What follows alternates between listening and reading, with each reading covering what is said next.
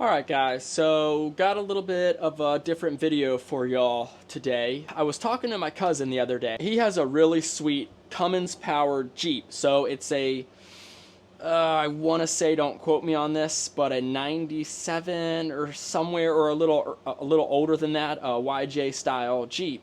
But you can find him at T-Dog Customs. Check out his channel. He's got a lot of sweet videos of the Jeep.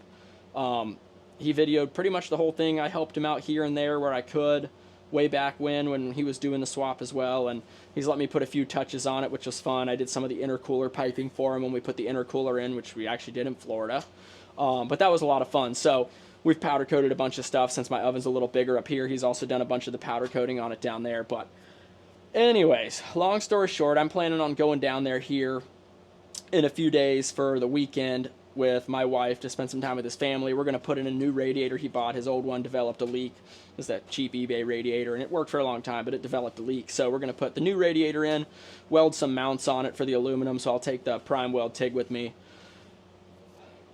What this video is all about, long story short, just wanted to give you all some backstory on what I was working on. He hasn't had any kind of coolant overflow in there. For whatever reason, this dude just refuses to buy, all love Tanner, but this dude just refuses to buy a silly coolant overflow bottle, just a cheapo eBay aluminum one that looks pretty good off of eBay. They're like $20 to $50. He refuses, so he has a Monster Energy can with the hose sticking down it. And you know what? It works. It works as a coolant overflow. I can't stand it. It's zip tied in the engine bay.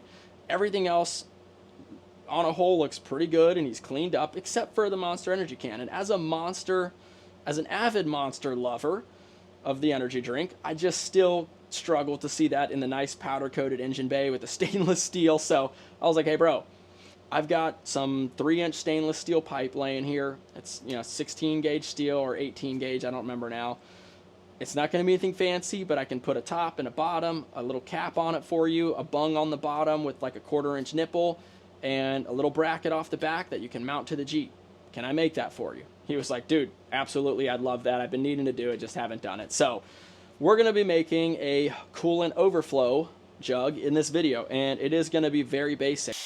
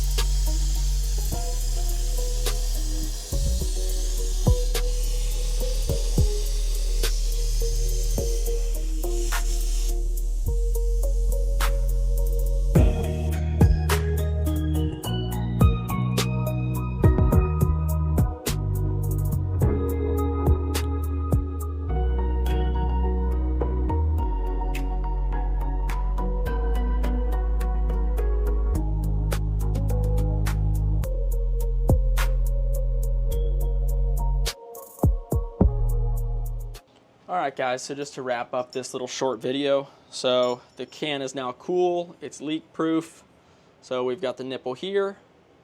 This is just, like I said, that random cap I had. I did have to kind of grind it down a little bit, but it does have an O-ring, which is nice, and then I drilled a little breather hole so that way it doesn't get vapor locked and not let any fluid push in through here. And then it just, whoops, gotta put it on straight, but pops down on there pretty effortless. So once this is mounted, should be able to pop it off pretty easy, which is sweet. So I'm really happy with that, honestly. And then I made this real basic bracket that just kind of cups it like this. Will need to be welded, and I left it long so we can trim it and then bend the ends, maybe do a bend like here and fold this up and then put like 2 bolt holes. I'm not there with the Jeep, so I don't know exactly what size it needs to be. So yeah guys, that's gonna wrap it for this video.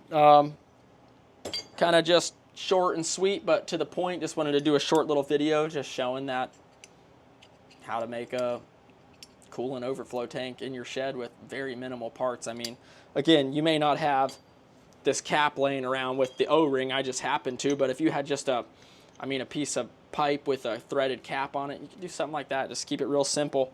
Doesn't need to be super fancy. They're also cheap to buy online. Typically, I would just buy an aluminum one because I can buy an eBay aluminum overflow tank for way cheaper than I can make an aluminum one. But in this case, gave me a little bit of welding practice and got him an overflow can finally. So yeah, he's looking forward to getting it mounted up, and I will try whenever we get down there. Hopefully this weekend I'll bring my camera and try to get some footage of the Jeep. I think y'all will really like it. It's pretty sick, so maybe get some shots of us driving it around a little bit or something. But yeah, that'll do it for now, guys. Thanks for tuning in. Like, share, subscribe.